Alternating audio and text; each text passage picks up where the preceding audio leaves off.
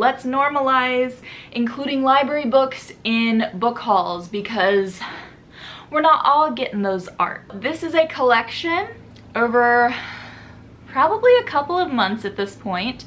It is partially books that I bought myself, some that I got for like $1 at Goodwill, and then some that I just flat out got from the library. But before we get into that, I have an unboxing. Basically, it was an extreme demonstration of self-control that I haven't opened it already.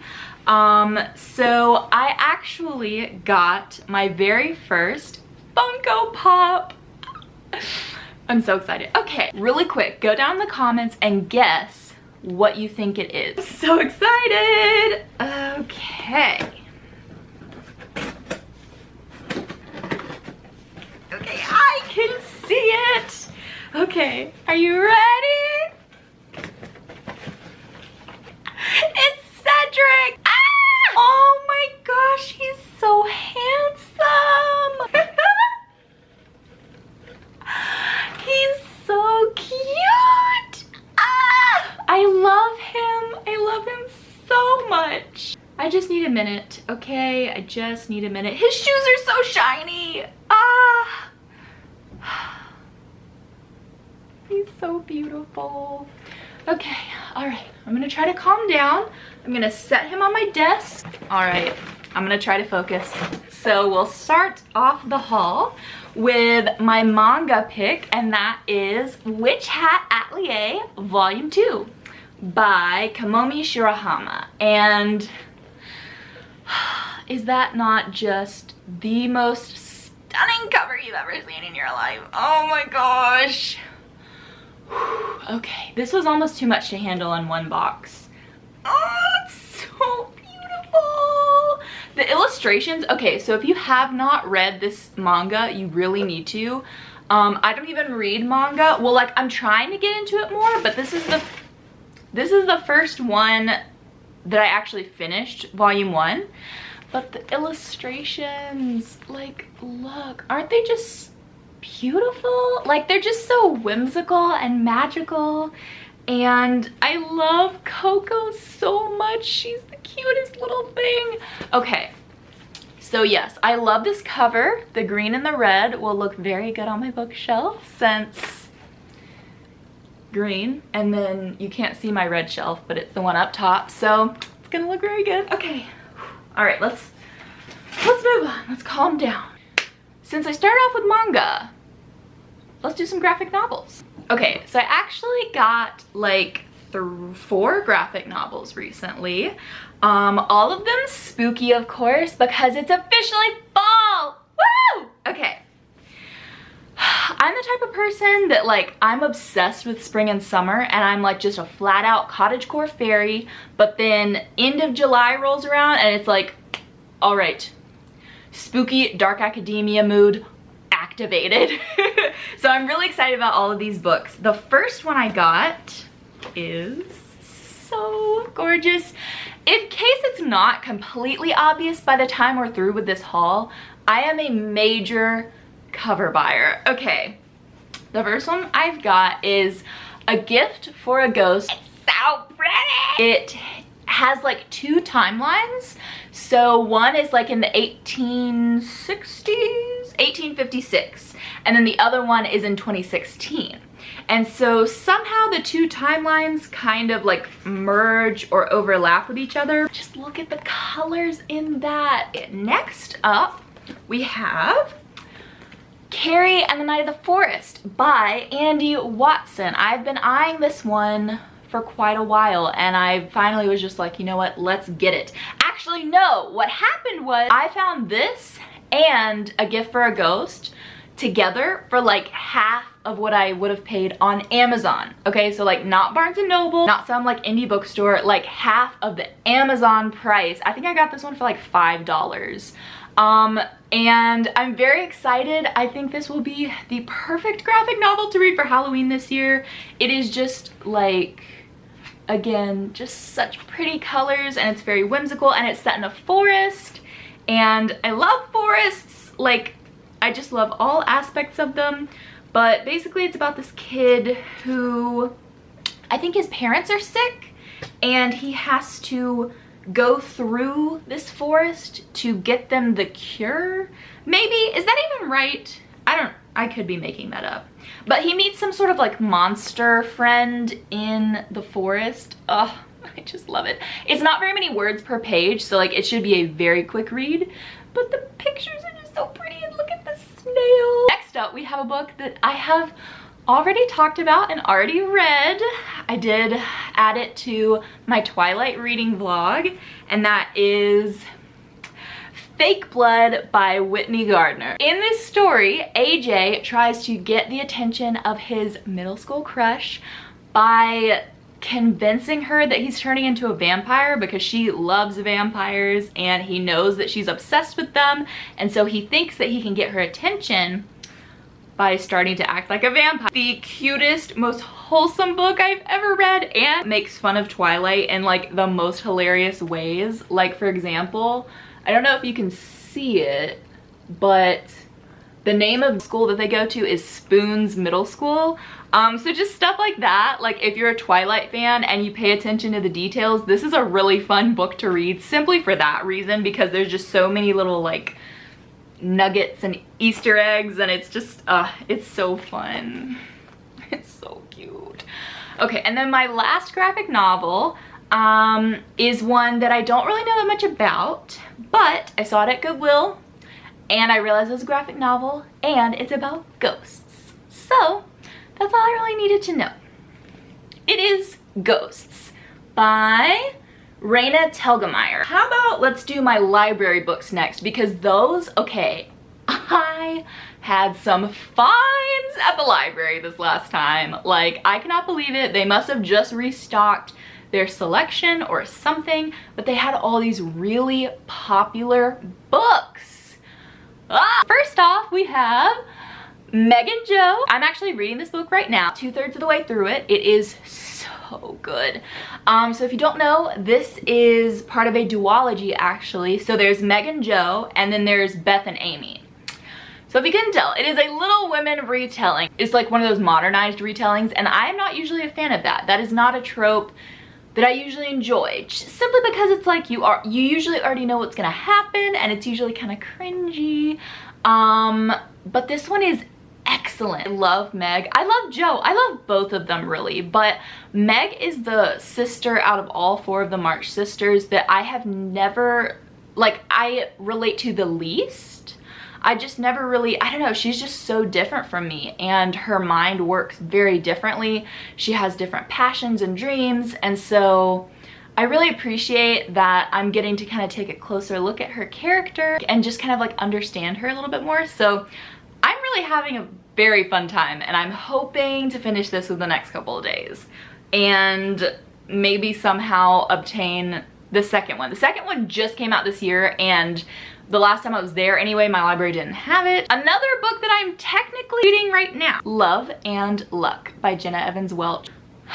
Do I really need to say anything else? It's fall. Like, literally, I'm so excited about fall, but for some reason this week, it's like my rom-com center in my brain must have been activated by something. I don't know what. But now, for some reason, I'm just wanting to read all of these rom-coms. I forgot, I have another graphic novel. It's not like explicitly spooky. Persepolis. I'm gonna say it wrong. Marjani Satrapi. I'm sorry if I said that wrong. It says it's the memoir of growing up as a girl in revolutionary Iran. So, ought to be very interesting. This is the illustration style. So as you can see, it like, I don't know, it almost has a gothic tone. I could just be reading way too much into that. But yeah, I'm really excited about that. The librarian who checked me out told me that she had read this one and she said it was really good. You're gonna freak over these next 2. That's all I'm gonna say. Nature of Witches is by Rachel Griffin.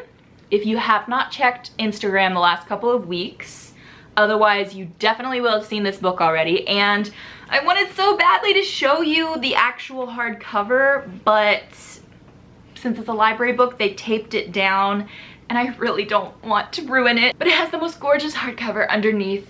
I'm sure somebody else will have a picture of it on Instagram. One of the books on my magical TBR for September, so it is very high priority. I hope I get to it. I might read Sorcery of Thorns first and then this one, but we'll see. This is basically a book about like a magic system where witches have power tied to the seasons. So like they're most powerful in a certain season. But then this main character is powerful in all seasons. So she's like a super powerful witch. And I'm not really sure what the plot is, but I know that that's like basically the premise. And I guess she has to save the world. And then this last one, I will be honest, it is not on my TBR. I honestly have no intentions of reading it right now, but I just could not pick it up when I saw it. Six Crimson Cranes by Elizabeth Lim. This is one of my most anticipated releases of 2021 actually. So you might wonder why I'm not planning on reading it. It's not that I don't want to read it, it's just, I just finished Realm Breaker by Victoria Aveyard and I need a break from fantasy, like high fantasy, and I feel like this is gonna be another high fantasy book. I'm the type of person where, I don't know, high fantasy is hard for me to read. I like it, I like certain series, but it's just like so dense and so many details and all the world building is just like, so maybe that's why I'm so into a rom-com mood, is because I just kind of need a break. But I've been waiting for this book to come out all year, and so I was like, I can't not at least get it just in case, so we'll see. Okay, so now we have the rest of my Goodwill books. So obviously, because this is like my Goodwill pile, it's gonna be a little bit, it's gonna seem kind of random. This first one, I'm so excited about. It's definitely one of my favorites from this whole haul, and that is Love, Rosie by Cecilia Ahern. It was adapted into a movie a few years ago, and that movie is one of my favorite movies of all time. Like, it is one of my most ultimate comfort movies. Again, it's called Love, Rosie. It stars Lily Collins and the guy who played Finnick. Oh my gosh, what's his name? Sam Claflin, the guy who played Finnick in The Hunger Games. So if that's not reason enough to watch it, I don't know what it is. Basically, it is about these two childhood friends, and they grow up in like this little town in the country in the UK, and it is like the ultimate slow burn friends to lovers romance. It is just amazing. But the cool thing is it follows their relationship over like 10 years, I think, maybe longer. I think it might be like 12 years, but at least a decade. So starting when they're 18 and seniors in high school all the way until like 30-ish. It's just so good.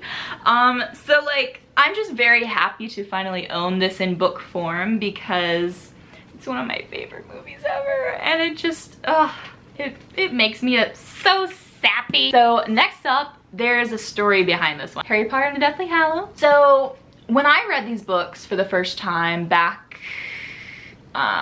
in high school, like early high school, I loved them, like, you know, lots of people. So I got to the very last one, right? And I ordered it off of Amazon. They sent me a different edition. So it's like when you look at my bookshelf, when I have it organized differently, it's like this wrong one, and it drives me crazy. It's actually that those newer editions with like the gray spine. So when you put them all together, it's supposed to be a picture of Hogwarts. So I have like 1/7 of Hogwarts on my shelf, but it drove me crazy. But I just kind of felt bad buying like a different edition of a book I had already read, and I don't know, I just felt weird about it. I saw it at Goodwill the other day and I was like, it's time. Like, we're gonna do this. We're gonna finally resolve this like years old conflict that has just been driving me crazy. So I'm glad I finally have this to finish up the series. All right, and then lastly, I think this is a fitting one to finish this up on. It is The Giver. If you are a fan of like young adult dystopian or what's the word, post-apocalyptic fiction, this is just a book that you should have in your library. That's my opinion. I have very strong opinions about The Giver. Is it the best book in the world? No. But it's a very important contribution to that genre. Like, it adds a lot of really important elements to that type of story. It's basically like this society where they've tried to kind of eradicate emotion and eradicate like spontaneity and anything that they can't predict and control about humans. So they're basically just like lifeless robots. They can't even like see color, and nobody like celebrates their birthday. Like anything that makes individual people special, they've gotten rid of. But for some reason, Jonas starts to notice these things that he shouldn't. And for example, everyone sees in black and white, but for some reason he can see color, and he starts to like feel things that he shouldn't feel, and he starts to experience emotions. And the giver is basically this like mentor who kind of guides him through all these revelations. I'm not necessarily planning on rereading it right now, but it's just one that I could not find my copy of for some reason. I swear I have a copy of it, unless I got it from the library and didn't remember getting it from the library. I don't know. I thought I had it, maybe I don't, but now I do. Actually, I have one more thing to show you. I got Little Women on VHS. So here's what happened, okay? It was just staring at me, and this is one of my favorite movies of all time. The 2019 adaptation is great, but Winona Ryder and Christian Bale are just like, they are those characters for me. And I couldn't just leave it sitting there. But then, of course, I get that off the shelf, and what was sitting right behind it? Dead Poets Society. Well, I couldn't leave that one there either. And then, of course, my best friend's wedding. And I was like, okay, this is it. I really can't get any more. So yeah, now I have 3 of my favorite movies on VHS.